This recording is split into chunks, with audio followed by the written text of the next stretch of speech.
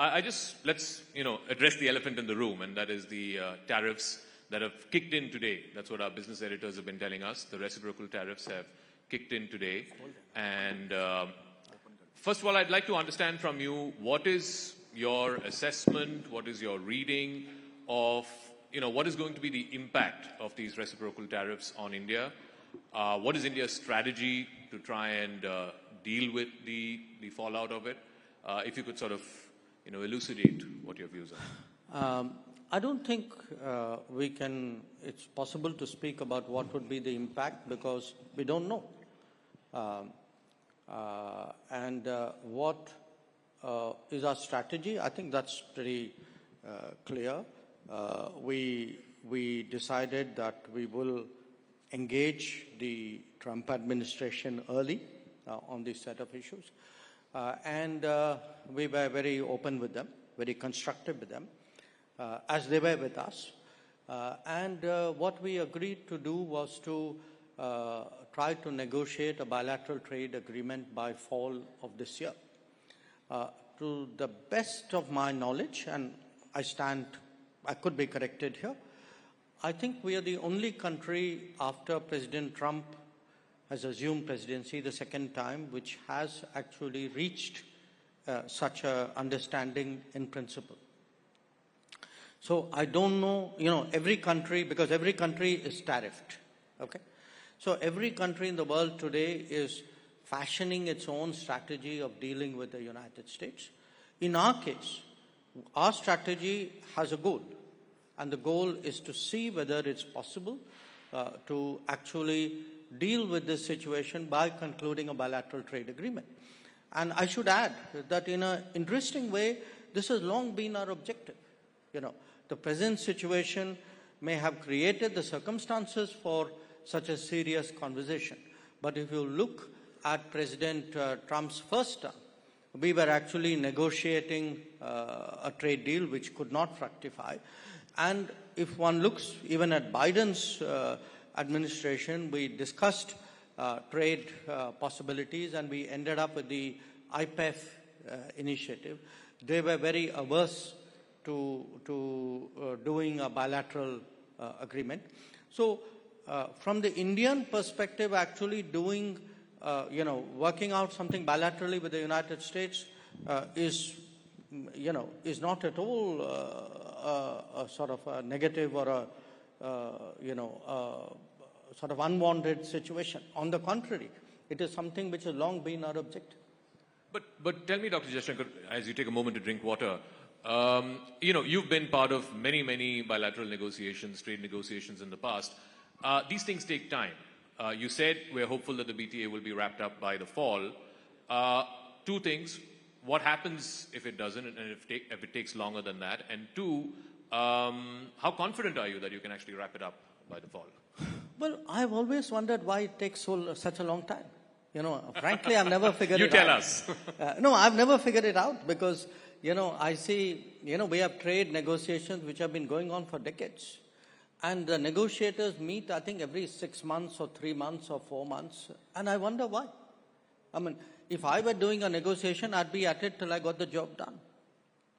And I think today, when I look back at the last, since the Prime Minister's visit, I'd say mid-Feb, so we're about 6 weeks since then, we've actually had multiple rounds in this period. I think we've had more periods, discussions with the Americans in the last 6 weeks than I suspect we've had with the Europeans in the last 2 years. Wow. More discussions with the US in the last 6 weeks than what you've had with Europe in 2 years. But you're also sort of accelerating the FTA talks with EU, with UK and so on. Do you think that, this is a 35,000 feet view question, do you reckon that Mr. Trump, by doing what he's doing, is forcing other countries to, start trading more with each other and start, processing these FTAs in a quicker fashion? Look, you are attributing everything in a way to President Trump. I understand why. But I want you to look at it for a moment from an Indian perspective. Sure. Okay? What are since, let us say, since the beginning of reform, 1990s, in 30 years, what are your FTA agreements? They're largely to the economies east of India, okay, with the ASEAN members, with Japan, with Korea, Australia, which is not the same. Now, where are actually your big, many of these are competitive economies. Yeah. Okay. In fact, with most of these countries, we are running today trade deficits. Now, where is the natural growth potential for our exports? It's to the countries west of us. You know, it's in the Gulf, it's in Europe, it's in the UK, it's in the United States, possibly in Latin America. And actually, those are the agreements which have lagged behind. So it's been our endeavor, I can tell you. I mean, from 2014, for example, we've been pressing the Europeans saying, look, can we re-engage, because we had stopped engaging. Then after Brexit, we responded very quickly to the UK's interest in reaching an agreement. And, you know, we see an opportunity, I mean, in the current situation vis-a-vis the United States. These are, to me, really the priorities which we should be doing. We should be doing it in our own interest, not because some other president of another country says, he's created a situation. I want to talk a little bit about Europe, because you had sort of become a bit of a lightning rod for them about talking about oil imports from Russia, saying how can you import from a country that's gone into war and invaded and so on. And you've laid out very articulately for India and for the rest of the world what India's position is. Now the same Europeans are scampering for an FTA with India. You know, do you see a double standard there? Or? No. I think you're being unfair to Europe. Yes, you're being unfair to Europe. I think the Europeans were serious about an FTA earlier. It's just we haven't seen that kind of urgency. You know, maybe their way of working is different. So I can't expect everybody to be the same. So they take, typically they have taken much longer periods between interacting with each other. My point is that, Europe today, I think, realizes the importance of deeper ties with India and the relevance of the FTA for that purpose. We had in the end of February 21 European commissioners led by President von der Leyen visiting India.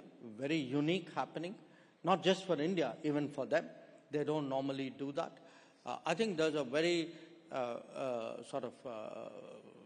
serious message coming out of Europe saying we want to move forward on this. We welcome it, we reciprocate it, and I'm pretty confident that just as we are seeing a very intense engagement with the United States, and by the way with the UK as well, I expect the pace to pick up with Europe.